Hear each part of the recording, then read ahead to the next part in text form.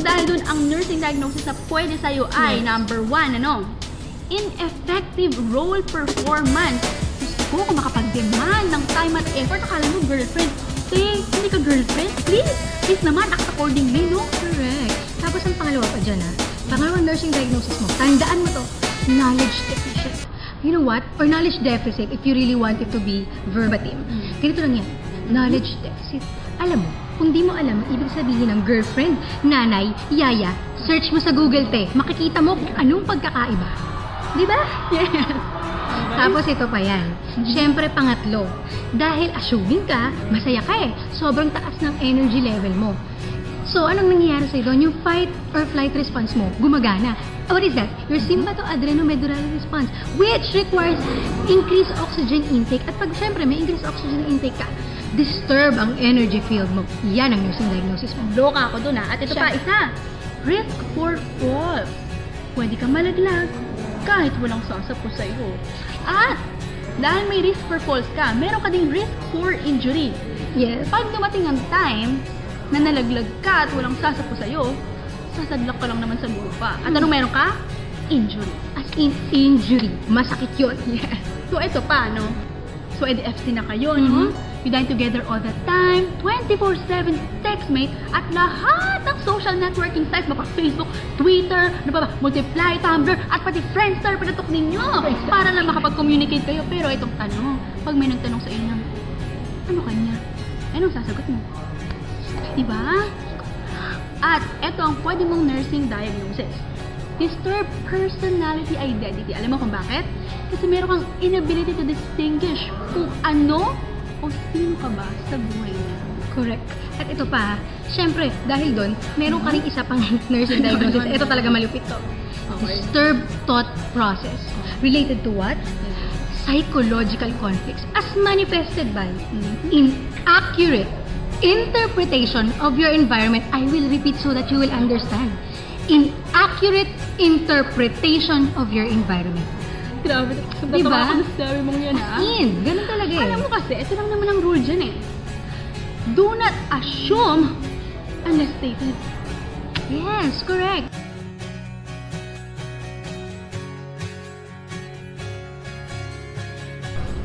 Third, common dating mistakes. Women think that their life mission on earth is to be the saint who would change the sinners. Oh my gosh. Aminin natin to or hindi sa sarili natin. I really think na halos lahat ng babae is madaling ma-attract sa mga bad guys or yung mga guys na parang medyo may pagka-naughty side. Kasi it's actually exciting. And why is it exciting or thrilling? Kasi yung sense na, wow, I feel like I'm the girl who would change him. Parang ganon. Well, in reality sense, hindi naman ganon Diba? And then to the point na we love not the person, pero alam mo yung idea or fantasy na minuunin natin sa isip natin na gusto natin i-change yung taong yun. Yes. Tsaka nga, diba, yung mga, dahil gusto natin silang i-change, usually this causes the conflict Kasi pag hindi sila nagbago at sinabi natin magbago na sila, you would expect people to change. Tapos, tapos hindi nasunod yung gusto mo. So, ano yun? Ma-hurt ka, syempre. At usually sa mga relationships, ganito yung nangyayari. Alam mo, believe it or not, people change because they themselves want to change. And not just because other people want them to change. Lalo pa yung mga boys, medyo pressure sa kanila yung ego. Yes, totoo yan. Alam mo ba yung mga lalaki, or kung sino man yan, kahit tao yan, or, girls or guy, ganito lang yan They would change kasi, not because of another person. Tapos, kung meron man, you're just a factor to that change. Pero yung talagang main purpose na sila yung gusto talagang mag-change. Sila talaga within. Sabi nga, di ba, tayo is somewhat instrument lang. If you want to change their belief, you've got to change their attitude first. Parang ganun. Ano ka ba? Sabi mo kaya hindi ka na maglalaro ng Barbie kahit kailan. Ano? Lagi mo na lang kaya sinasabi sa akin yan. Hindi ka na maglalaro, tas laro ka pa rin ng laro. Ayoko na Sawa-sawa na ako dyan. Lagi mo sinasabi yan. Ayoko na. Break na tayo! Nakita mo na si Te. Nag-expect. Akala niya, matuturn na itong sinner sa save. Kaya lang, hindi goalmate ang kanyang expected outcomes. Correct. Diba? So, ayun. So, hindi na niya natagalan. At no choice siya kundi makipag-break. Yes. At alam ko naman na masakit yun, ano. At eto ang iyong nursing diagnosis dyan. Acute pain.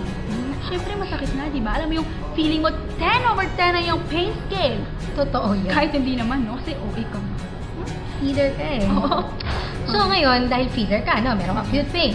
Pangalawa dyan, meron kang ineffective denial. Totoo yan. Meron yan. Hanapin mo man kahit saang, pwede mo yung hanapin. Hindi ako nagbibiro. Kasi ganito yan. Dabda ang stage of grieving. You're stuck with D. As in denial. At ito pa, next, no? Dahil nga super depressed ka dyan, ano? Meron kang self-care deficit. Hindi mo na maalagaan ang sarili mo dahil nga kakaisip sa kanya, alam mo yon. Ay, Diyos ko, lalo mo lang pinatunayan yung theory ni Dorothea Orr na self-care deficit. Siyempre dahil may self-care deficit siya, or ikaw, or ako, kung sino man yan, self-care deficit, meron kang disturbed body image.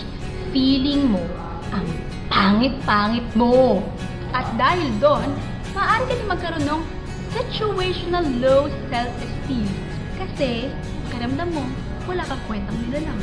Diba? At syempre, Meron kang powerlessness.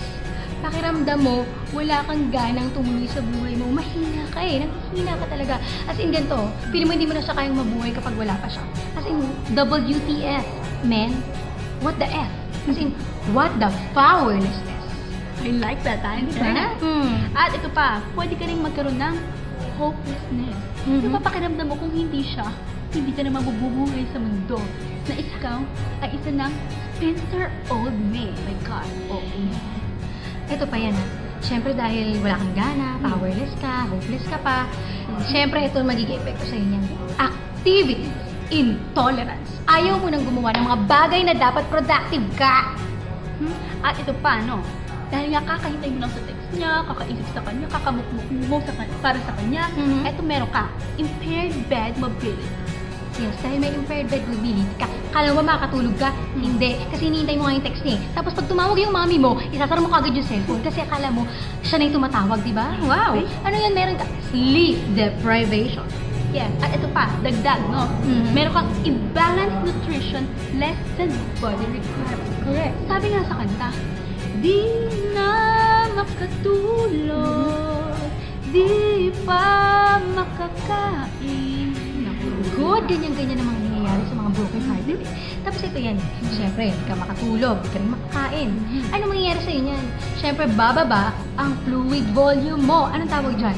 Deficient or decreased fluid volume. And I will specify for you. Isotonic. Yan. At dahil dyan, no? Magkakaroon ka ng decreased cardiac output. Yes, correct. Dahil meron ka ng decreased cardiac output, ano nang mangyayari sa'yo dyan? There are two main sensor sa iyong organs. Ano yun? Siyempre, ang iyong brain na mag-signify ng altered level of consciousness. And siyempre, ano yung isa? Yung iyong kidneys. So, pagka hindi na nakakatanggap yung kidneys mo ng cardiac output, ineffective na siya, ano mangyayari? Impaired urinary elimination. At kapag meron ka na niyan, malapit ka na mag-multiple organ failure. Yan ang impaired urinary elimination, which leads to death. Alam mo, malapit ka na mamatay. Kita ko na, sinabi ko na sa'yo, nakakamatay yan Kakaarte eh. mo, no? Kaya ikaw tumigil ka na. Kaya itigil mo yan, ha? Ayusin mo buhay mo. Ano? Tama ako, di ba? Alam mo, tama ka. Akin na nga yan. Ako na mag-aaral. Ako na. Ako dapat talaga mag-aral ako eh. As in, yung sobrang aral baka sakaling matutunan ko yung mga natututunan mo. Grabe. Hi! Hello. Thank you for watching. Yan, gusto namin sabihin sa inyo na maraming salamat sa pagnakilig mo sa aming dalawa sa mga video na ginagawa namin. At gusto namin sabihin sa inyo na if you have any comments, suggestions, or topic na gusto ninyong i-feature namin sa aming next video. Just comment it down below the video. Tapos ito yan ha. Diba, usually yung mga nursing topics, if we would be of any help, sabihin nyo lang sa amin para ma-feature nila. Ma-feature pala namin, diba? Yun, bye! Thank you! Thank you, see you next time!